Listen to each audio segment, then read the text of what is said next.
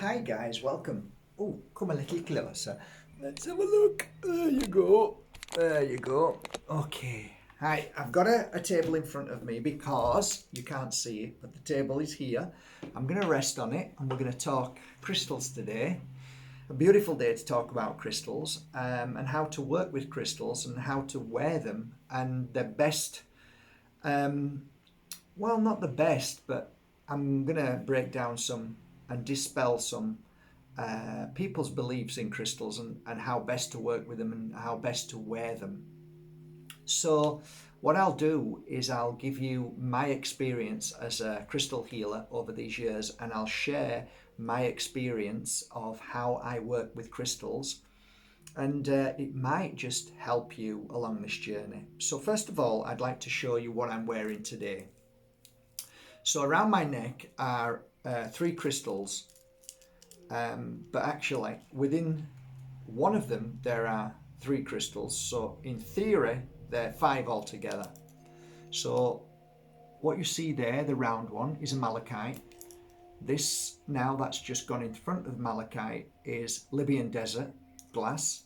And this is my magical trios. They are a prototype that I worked on as a healer, and I've worked with them ever since. So that is a beautiful Herkimer diamond, a Moldavite, and a Tektite. So that's around my neck. So you can see there's five crystals around my neck. There's a belief in a lot of healers that if you wear too many crystals, it can cause disruption or one thing or another. They don't work as well. That's a fallacy in my understanding of crystals, because as a crystal healer, I have placed crystals over clients when lying down up to 50, no problem, no problem. And I'll explain why. And I think it's always good to use your mind as well, to use your thought and your common sense to say, okay, this makes sense. Now, I've never seen a crystal interfere with another crystal in all my time, never. And if we go down to the roots of all of this, how are crystals created? And when you go into mines, how many different forms of crystals are within a mine?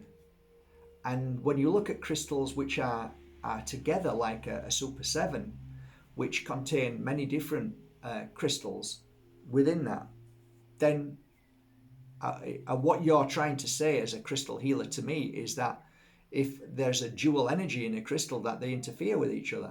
How could that possibly be? So I don't come from that kind of energetic idea of crystals interfering with each other, and I believe that each crystal has a frequency, and that frequency targets the body system in a certain way. So that's how I see it. I always go on a feeling. My feelings are my guide. So I'm guided to a crystal when I wear one. Now, the other day we did an online pure energy healing, 1 hour or thereabouts, absent healing. And for some reason, I turned and saw the malachite and placed it on me as I was doing that healing session. I didn't question why. I just knew that I felt a pull to take another crystal. Now, what I'm going to try and do now is explain to you how I work with crystals when wearing them and how I work with them when using them on clients. So what I'm going to do is give you for instances, okay? So that they're always the best one here. For just and this is and that's why. So I'm going to give you snippets of how I worked with crystals as a healer. So first of all, a client would lie down in front of me and no words were said. And as they were going into that deep, beautiful alpha mode, that peaceful mode, I would start attune to their what's called energetic field. And if there's any disruptions, any kind of things that just don't feel right at certain places. So let's take, for instance, I feel the body or scan the body and I find that within the mind there's a lot of issues. Or I may go down to the heart and feel that there's there's some terrible burden, suffering and pain, which is the form of an energetic frequency, which is a low vibration, not high. So what I would do then is I would feel that energetic frequency, and I would then be pulled to a certain crystal. So of the heart, if it's a low vibration, it's normally kind of guilt or let's say the pain of losing someone. So I would automatically go for a crystal that would be a crystal for, let's say, grief. Now, I wouldn't tap into that, okay, because I feel that I need to get a crystal like that. I would turn and grab the nearest crystal. And I would always find myself grabbing black tourmaline. So here's black tourmaline in its natural form. And I would then place that on the heart. And as I was healing the heart for maybe half an hour or an hour, if at any point that I felt that that energetic frequency had disappeared, then I would move to the rest of the body and see what else I need to do. Quite frequently, I found that the reason why people were in pain is because they couldn't feel the connection of their family. So it may be that, say, a beautiful lady came and she lost her husband, who may have passed away of a heart attack. And she might have got there too late. Words were not spoken. So she now feels like there was something inside that's like a hole. There's something missing. I couldn't complete my life mission and with this partner that I love, and I want to tell them everything. So me being a healer, after I've healed the grief, then I need to attune to the next phase of the healing. So I would then probably go for this, which is a beautiful piece of amethyst. And with that amethyst, I would probably put here or at the side, somewhere at the side when the head was back, and leave it somewhere like this so it's lying down. And then I would work on their, we call it the third eye. We'd work on clearing the fear, the worry, the panic, the very heavy energy.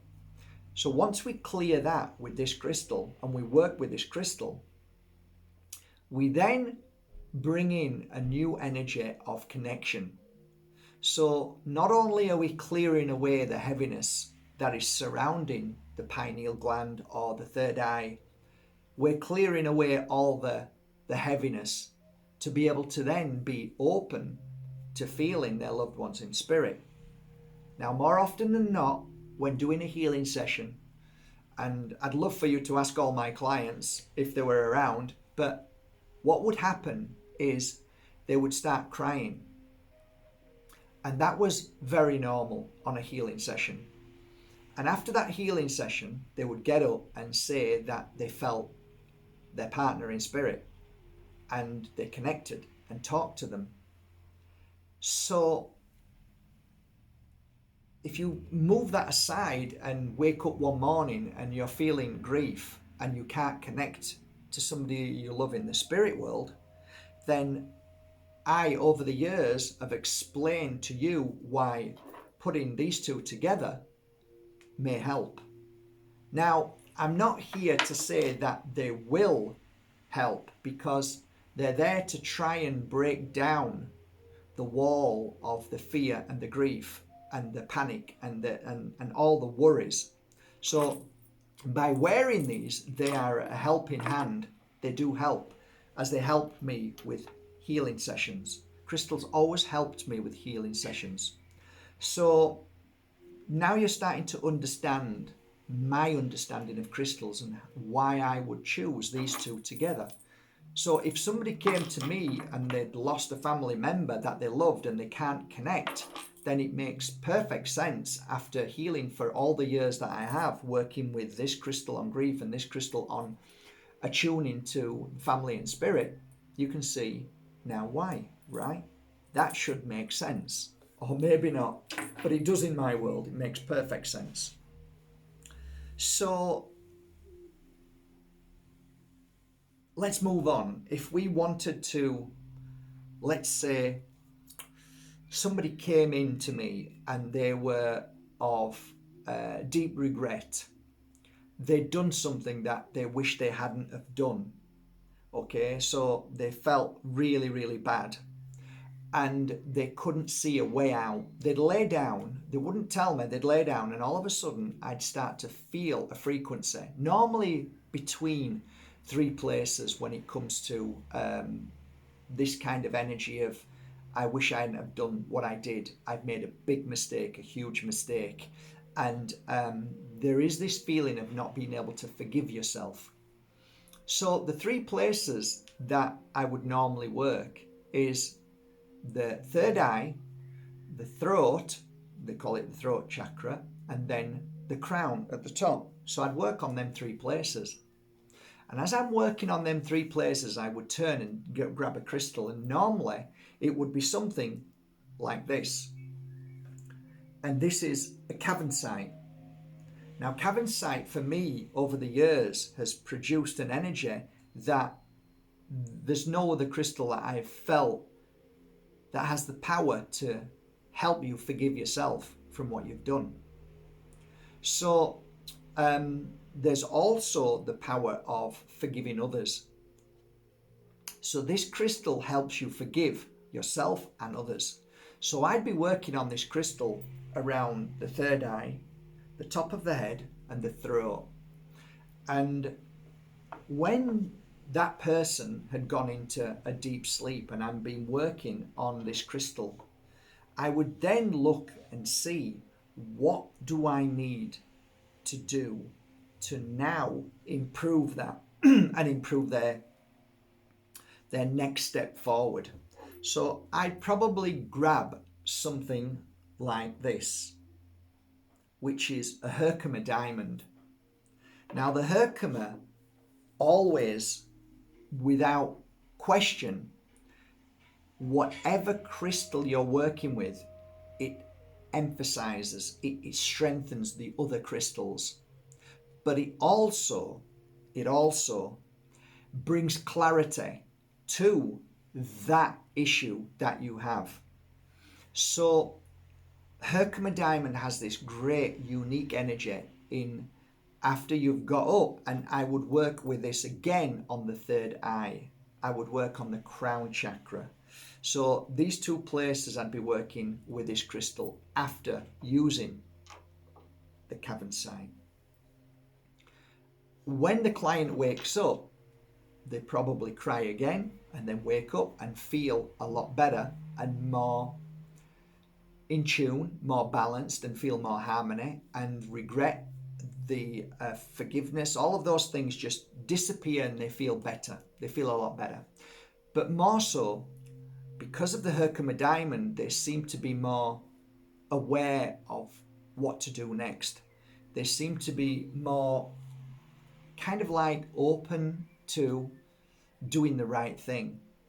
And Herkimer diamond has that energetic field that blasts you with an energy to be able to see clearly what is the most important thing to do. And cavensite gives you that courage to let go and forgive and move forward. So if you were a client and you said to me, look, I've made mistakes in my life, I hold on to regret, I struggle to forgive myself, I don't know what to do in life, then you wear these two together. I could carry on actually.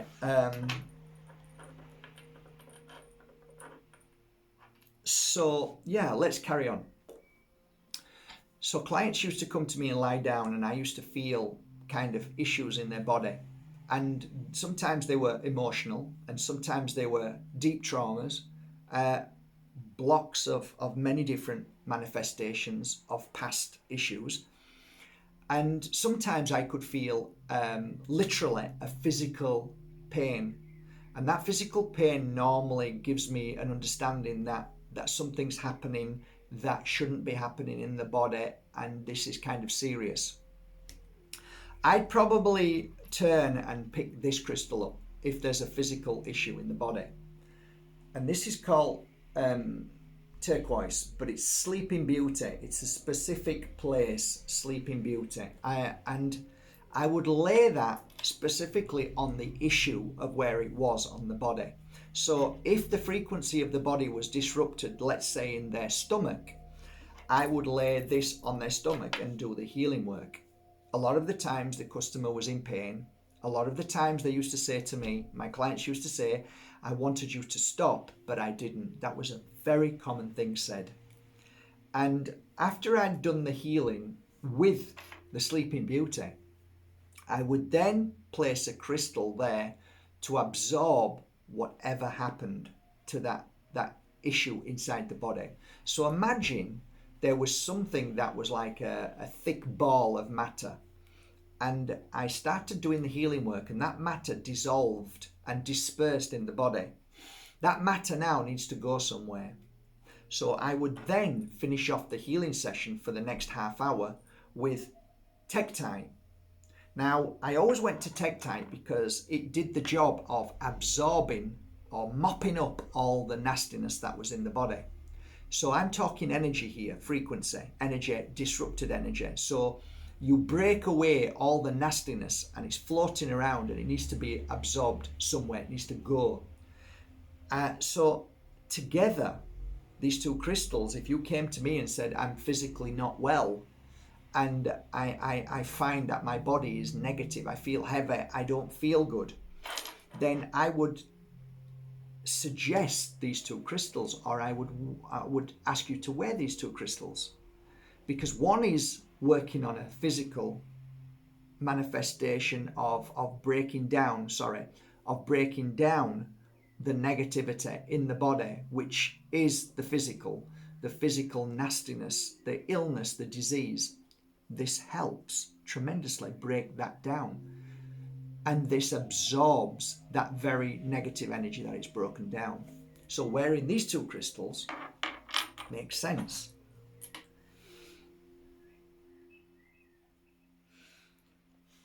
If somebody came to me and they were happy, they came to me because they were filled with life and joy. They came to me because, you know what, I just want a healing session. I don't know what I want, but I know I just need to come. And that would bring me a lot of joy. So they would lie down and I'd begin the healing session. And I might find that this person wants to heighten their spiritual path. They want to become stronger. They want to see more. So I'd probably begin with a piece of, you probably won't be able to see it, but this is rainbow moonstone. And I'd probably put that on their third eye and start the healing work. Rainbow moonstone has this magical energy that heightens your awareness, heightens your magic, it heightens your intuition. And as I'm working for, let's say, half an hour on that area, at that point I want to bring in something even more magical. Because once you are at that point where you are open, because moonstone opens you up, then I'm going to use another crystal to bring in something even more extraterrestrial, more profound, more amazing.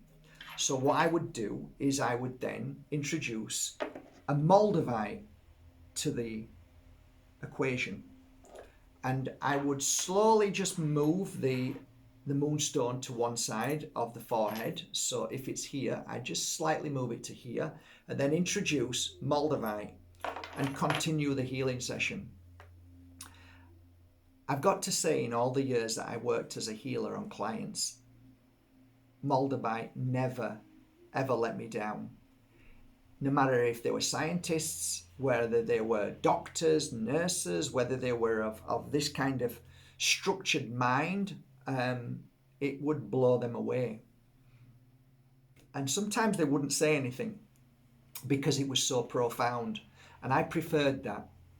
I'd want them to walk out of that door and then a whole new question of their life comes to them, because now they saw things that they've never seen before. It opens them up to a different kind of magic, a different reality, not the eating, drinking, sleeping, working 9 to 5. So now these two crystals are incredible together for that awareness and awakening for people who never really saw. So what I'm getting at today, I guess, through explaining how I worked with crystals, and in its natural flow, it just happened that you become it kind of makes you laugh, because without knowing your client lying down, the crystal that you choose, you know the story of their life. So basically what that means is the client says nothing. You begin the healing work, and without knowing, you grab a crystal and lay it at a certain place, and before you know it, you're already creating a story. You know what their story is. And that's fascinating. So what I used to do with my crystals is that after that 1 hour healing session, sometimes I felt the need to give them that crystal, because that crystal would retain a certain energy, a frequency that not only helped them from the crystal, but also the healing session. So there would be a memory inside that crystal that would stay with the crystal forever. So whenever they wore that crystal, they would attune to that very same energy. It may not be as high a frequency, but it was still there. So that's when I created pure energy healing crystals. And that's why my crystal website is huge now, because people feel the energy of the crystals, because they're not just crystals anymore. They have an extra energetic frequency of healing. So when you wear crystals, I believe you should always attune to that crystal through flow. That flow is your own natural ability to trust. So I will take a crystal now and I'll hold it and say, why did I hold that crystal? That's not flow. When I hold that crystal and say, this is the crystal I need because I just chose it out of all the crystals, it means that you're following your truth, your intuition, without question. Soon as you question it, you'll probably choose another crystal. So as a pure energy healer, we never, ever question. We just do. And that has kept me pretty busy for 20 years. So it works. So on a daily basis, I might wear a crystal for 3 months. And one day I'll just feel that I need to change it or add another crystal. So basically what I'm saying today is this.